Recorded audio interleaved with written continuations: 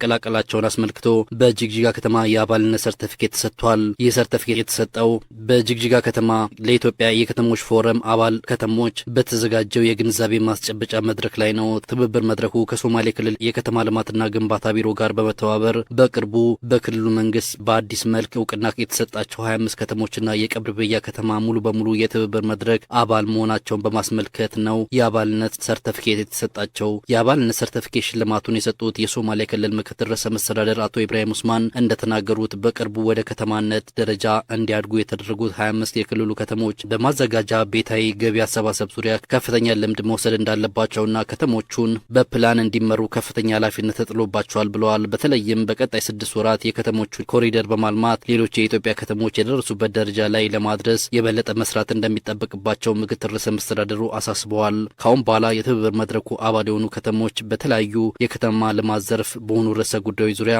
ከሀገር ውስጥም ሆነ ከውጭ ሀገራት ምርጥ ተሞክሮችን መቅሰም እንደሚገባቸው አስገንዝበዋል። ሩራሃን ፋይዳ በጣም ቡርናሃን መጋሎይንከ ውለይሃይ ኢን ሑቢን laga noqdo sanadkii tababaro kala duwan soo kala la qaato heer deegaan magaalooyinkeenu si xawli bay u korayaan። የኢትዮጵያ ከተሞች የትብብር መድረክ አባል መሆን ለከተሞች እድገት የሚያበረክተው አስተዋጽኦ ቀላል የሚባል አይደለም። በአቅም ማሳደግ ረገድም ትልቅ አቅምን ለመፍጠር ያስችላል። በፍጥነት የከተማ እድገት እያስመዘገቡ ከሚገኙ ከተሞች መካከል እንደ ሀገር 5% በክልላችን ነው የሚገኙት። ከዚህ በላይ ከፍ ይላል ተብሎም ይታመናል። የክልሉ ከተሞች መሰረተ ልማትና መስፋፋት ከጊዜ ወደ ጊዜ እያደገ የመጣ ሲሆን ከ25 ከተሞች በላይም ከቀድሞዎቹ 6 የክልሉ ከተሞች ጋር ወደ 32 ከተሞች በኢትዮጵያ ከተሞች የትብብር መድረክ አባል እንዲሆኑ ማድረግ ተችሏል። የወሰዳችሁትም ስልጠና በማዘጋጃ ቤታዊ ገቢ አሰባሰብ ከፍተኛ ልምድ ለመውሰድ የሚያስችላችሁ ሲሆን ከተሞችን በፕላን እንዲመሩ በማድረግ በክልሉ ደረጃ የተጀመረውን የከተሞች መሰረተ ልማት እድገት ማስቀጠል ያስፈልጋል።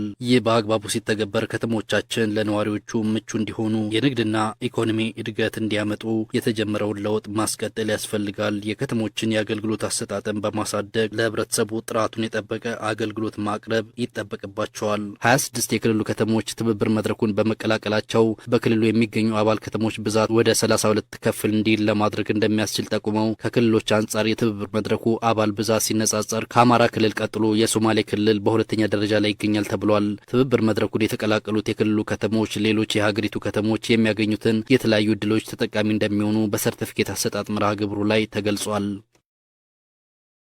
በሶማሌ ክልል ጀረር ዞን የአረርሶ ወረዳ ለወረዳው አርሶ አደሮች ዘመናዊ እርሻ መሳሪያ ቁሳቁስ ድጋፍ አደረገ። ድጋፉ የወረዳው አርሶ አደሮች እየጣለ ያለውን የበልግ ዝናብ በመጠቀም ውጤታማ